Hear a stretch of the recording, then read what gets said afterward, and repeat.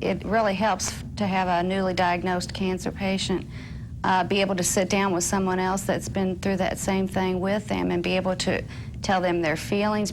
Because it's not just cancer, it's that particular cancer. And there's some personal things about particular cancers that you have to go through. And you can really talk to a person and get to know them and ask them personal questions. John Gray called me, and it was like the light at the end of the tunnel. And no matter how much I can tell people about chemotherapy and the side effects and the benefits and the toxicities, it doesn't beat talking to somebody who's been through it.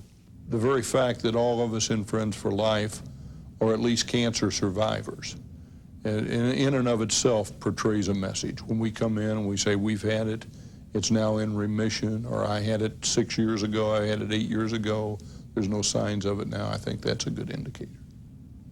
I think that message maybe is as important as the things that we say.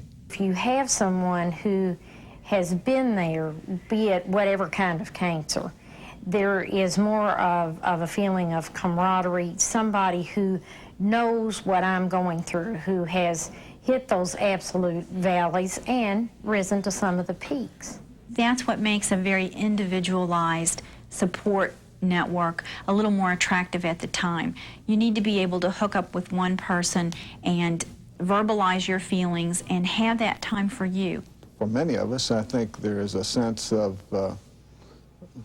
mission or call or whatever that says, hey, you need to help somebody else that's been this route, and that you have a unique, because of your experience, you have a unique capacity to do that. I feel, like John said, I owe something, and I want to help someone else as much as he's helped me. The volunteers we have are cancer survivors who have been willing to go through training, who have made themselves available for any time of the day, 365 days a year, for one time or 50 times.